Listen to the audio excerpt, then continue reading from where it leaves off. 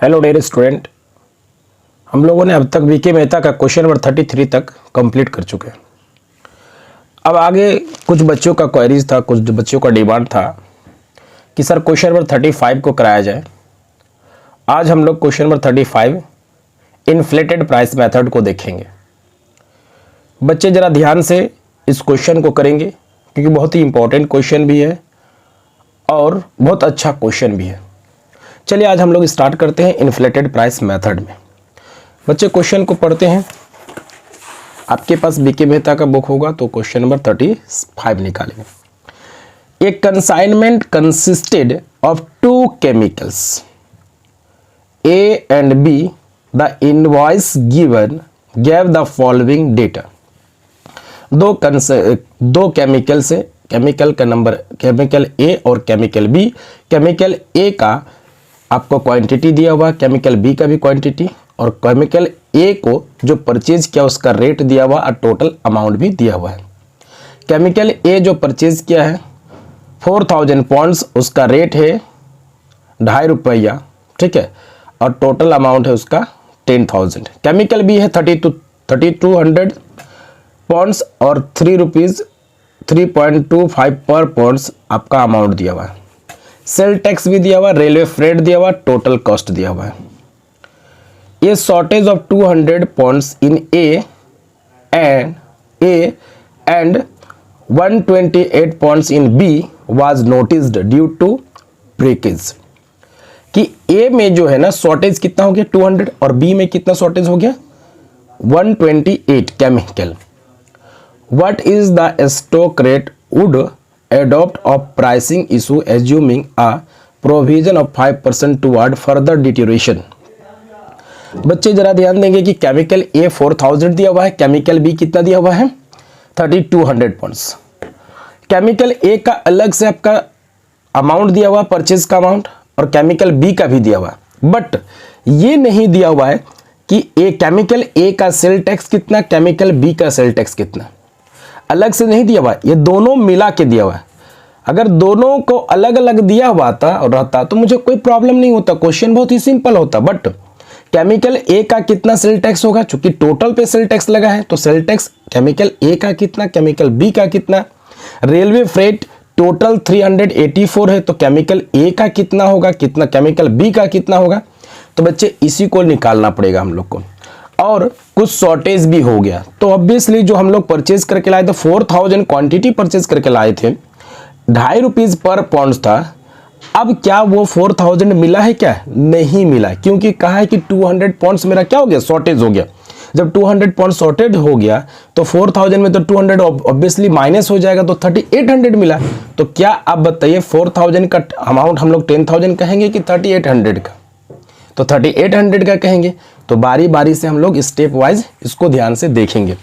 तो जरा देखेंगे, हम लोग सबसे पहले लिखेंगे कि statement showing computation of effective quantity of each chemical available for use. आखिर हमने जो 4000 परचेज किया केमिकल, क्या मेरे पास 4000 आया या मेरे पास कितना आया, वो चीज मुझे निकालना है। मतलब इफेक्टिव मेरे पास कितना यूज करने के लिए केमिकल है। हमने 4000 परचेज किया बट 4000 नहीं आया, क्योंकि बोला है कि मेरा केमिकल ए 200 शॉर्टेज हो गया और आगे उम्मीद भी है कि और शॉर्टेज का पॉसिबिलिटी। तो एक्चुअल में हमारे पास केमिकल कितना आया तो वो हमें निकालना है।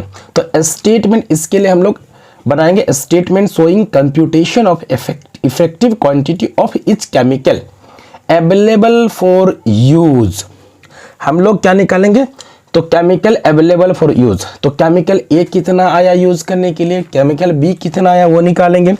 तो सबसे पहले बच्चे ध्यान देंगे, हम लोग क्वांटिटी लिखेंगे, क्वांटिटी परचेज्ड। क्वांटिटी परचेज कितना हो गया, केमिकल ए 4000 और केमिकल बी परचेज किया मैंने 3200। अब जरा ध्यान दीजिए आगे बच्चे, इसमें से लेस करेंगे हम लोग क्या कि shortage due to normal breakage. Shortage होने वाला है, shortage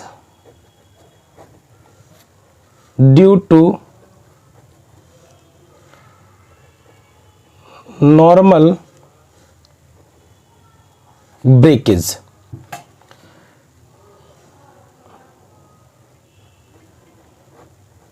shortage due to normal breakage 200 आपका केमिकल ए का और 128 केमिकल बी का।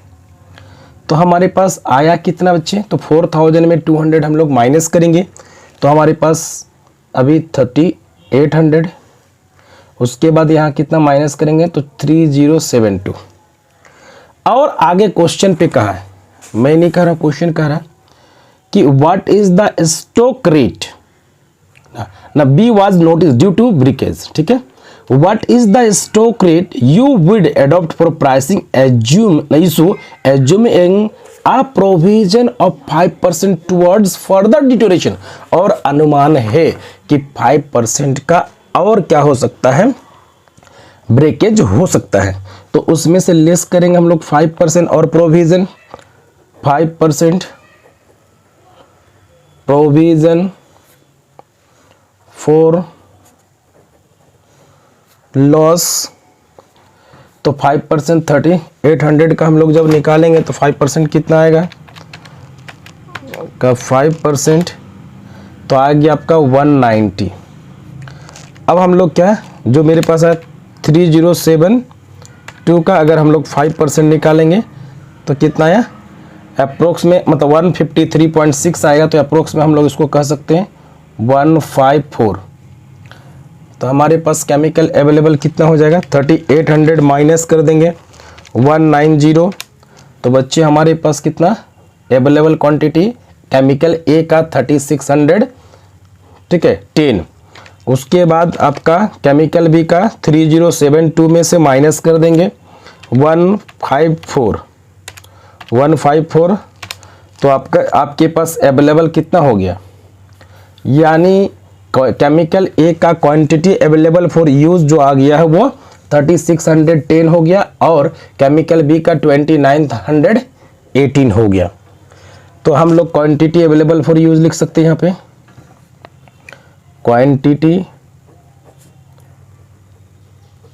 अवेलेबल फॉर यूज, हमारा ये क्वांटिटी निकल गया, बट आखिर हमें प्राइस तो निकालना पड़ेगा, क्योंकि केमिकल ए का प्राइस तो गिवन है, कोई प्रॉब्लम नहीं कि 10,000 केमिकल ए का और केमिकल बी का दिया हुआ, बट सेल टैक्स आखिर किस रेशियो में बांटे, सेल टैक्स आखिर हम लोग केमिकल ए का कितना दे, केमिकल बी का कितना दे, ये तो मुझे मालूम नहीं। रेलवे फ्रेट केमिकल ए का कितना होगा, केमिकल बी का कितना, ये भी मालूम नहीं है, तो उसके लिए हम लोग क्या करेंगे, ज़रा सा कुछ रेशियो भी निकालना पड़ेगा। तो यहाँ पे लिखेंगे स्टेटमेंट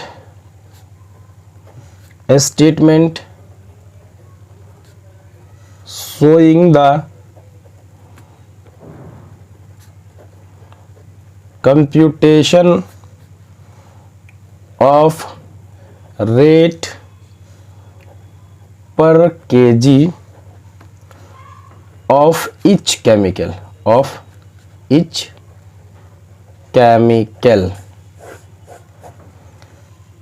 तो केमिकल ए हो जाएगा बच्चे, केमिकल बी, तो ये ए और ये बी, पर्टिकुलर्स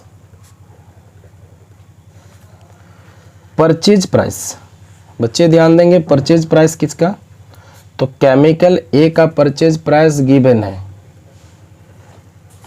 तो केमिकल ए का परचेज प्राइस कितना है 10,000, केमिकल बी का कितना 10,400, तो केमिकल ए का 10,000, केमिकल बी का 10,400, बट ये नहीं गिवन है कि सेल टैक्स केमिकल ए का कितना, केमिकल बी का कितना, रेलवे फ्रेट केमिकल ए का कितना, केमिकल बी का कितना। तो इस कंडीशन में आखिर हम लोग सेल टैक्स को किस रेशियो में बांटे, जरा सोचिए आप लोग, आपको ध्यान देना है कि आखिर सेल टैक्स किस पे लगता है, सेल्स पे।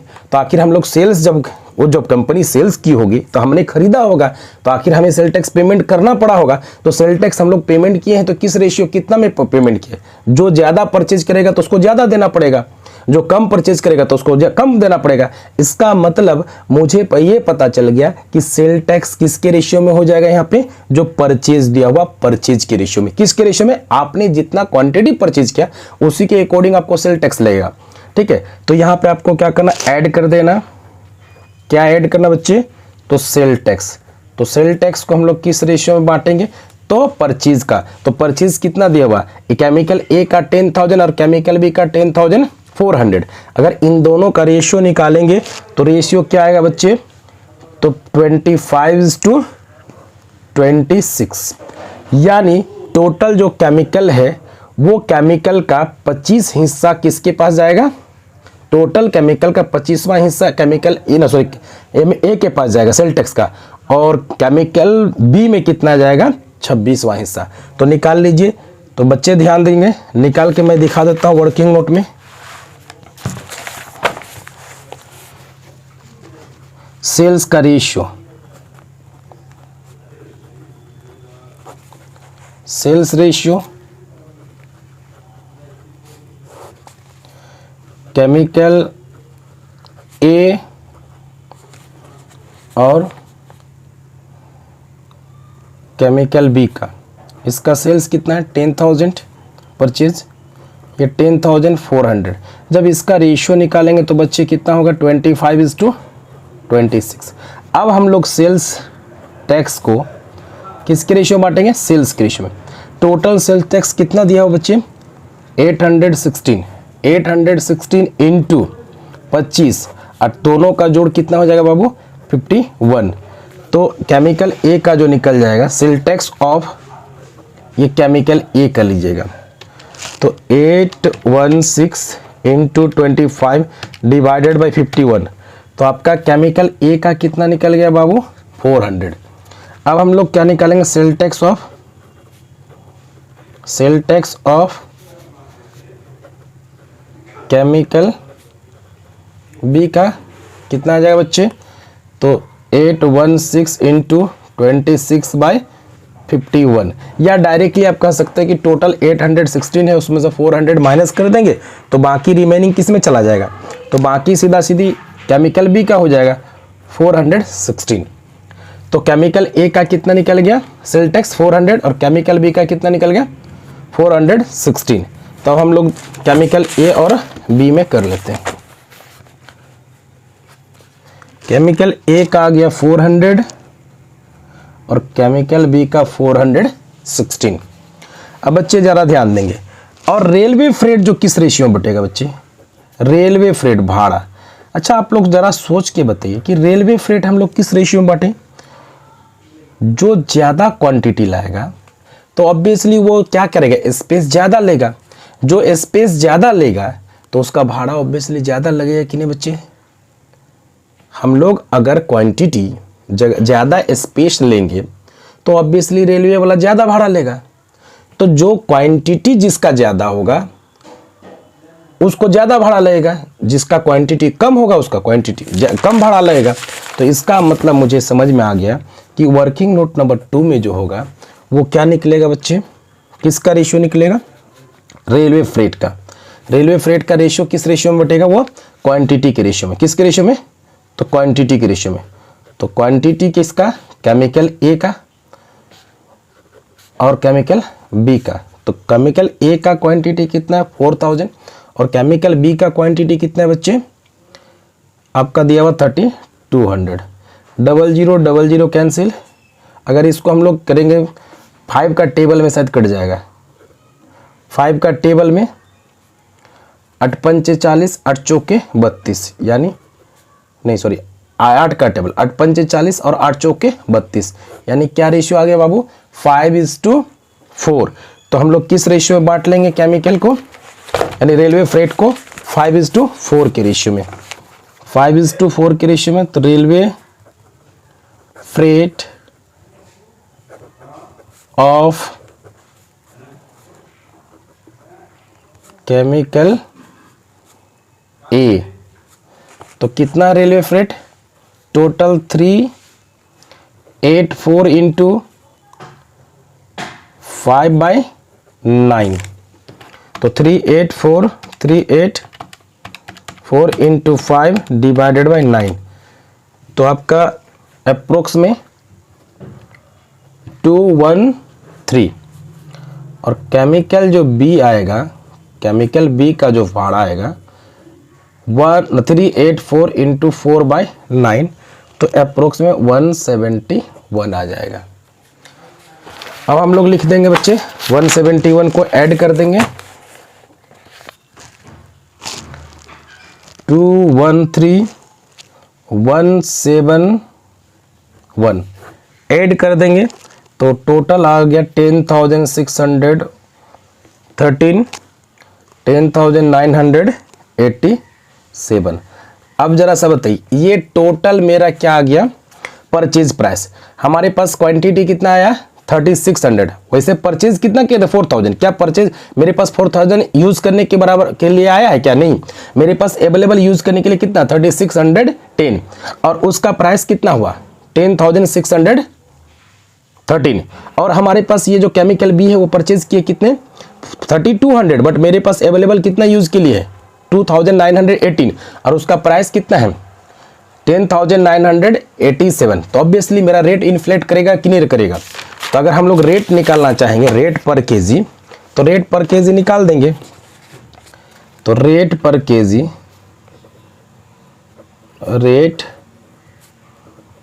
केजी ऑफ केमिकल किसका ए का निकालेंगे तो आपका ए का प्राइस पड़ गया 10,613 डिवाइडेड बाय क्वांटिटी 3610 तो आपका 2.94 रेट पर केजी ऑफ केमिकल बी निकालेंगे 10,987 डिवाइडेड बाय कितना 2918 तो अप्रोक्स में कितना आ गया 3.76। बच्चे मैंने क्वेश्चन नंबर 35 आपके डिमांड के मुताबिक मैंने करा दिया। अगर आपको और कोई क्वेरीज हो, कोई क्वेश्चन में डाउट हो तो कृपया करके मुझे कमेंट बॉक्स पे कमेंट करेंगे, ज़रूर आपकी हेल्प की जाएगी।